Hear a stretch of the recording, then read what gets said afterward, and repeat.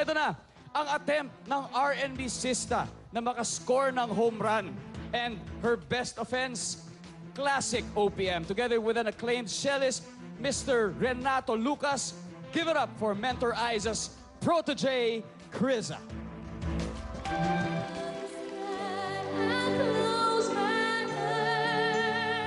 With Criza, super sweet yung boses eh.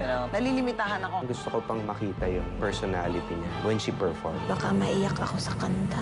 Nakakaiyak kasi yung kanta. Criza, very clean pag kumanta. Dapat lang mawala talaga kay Criza yung parang ganon. Parang nakikita akong wall. Sinasabi ko sa kanya na it's okay to show your emotion. Feeling ko mas independent si Criza kaysa sa akin eh. Or ako yung ma-award kapag wala na siya. Ngayong gabi, malalaman niyo sa kantay ni Criza kung ano ang pinaka-importanting bagay sa buhay niya. Ladies and gentlemen, my protege, R&B Sista, Criza.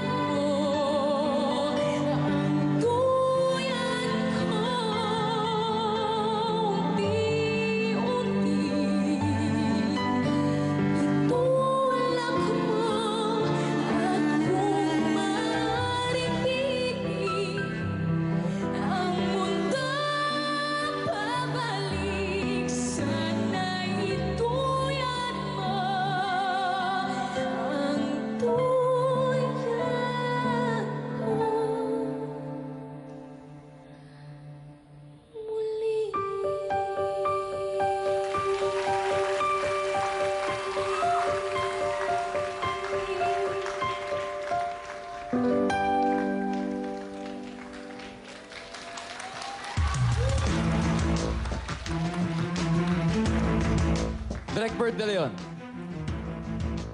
Okay, Criza and Aiza. Isa talaga sa pinaka-strongest tandems yang sa inyo because ang husay-husay niyong pumili ng kanta na laging nasa showcase ang vocal talent ni Criza. And kudos also to Homer for always arranging Criza songs beautifully. And the cellist. Ang masasabi ko lang, yung narinig ko kaninang comments na parang may wall or something. Tonight, parang na-break down yung wall na yun kasi nakita ko yung sincerity, yung genuineness ng emotion na nilagay mo doon sa kanta. Parang ina-expect ko nga may iyak ka pa eh. Pero it goes without saying na lahat kami believe sa'yo kumanta, pati mga mentors na napakahusay mo kumanta.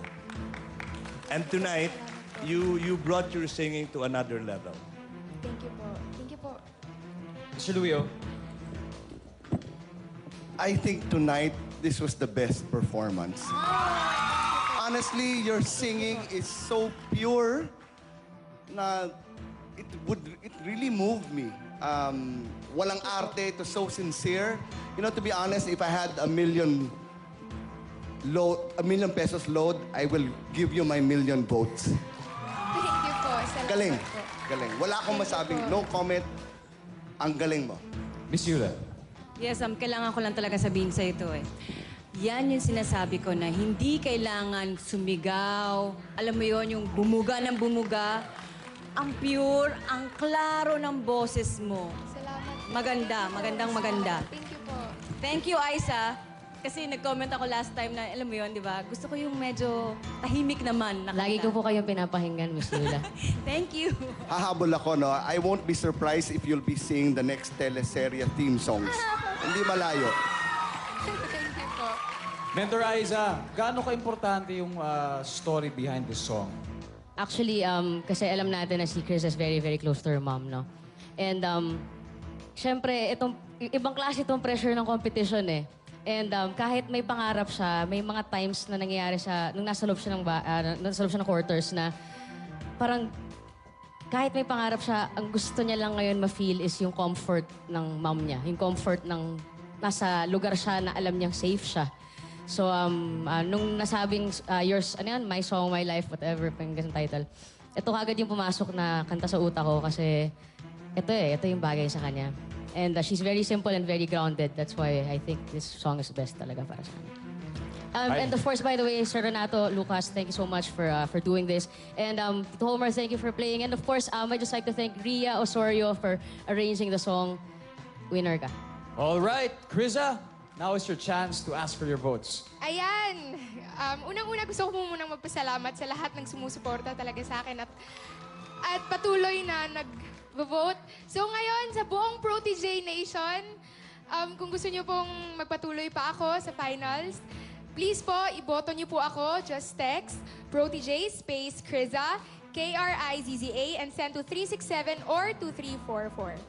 Vote, vote, vote po. Thank you po. All right, thank you, Kriza. Puntahan natin ngayon ang ating live ranking. Naunguna pa rin si Lovely. Sumusunod pa rin si Nomer. At on third,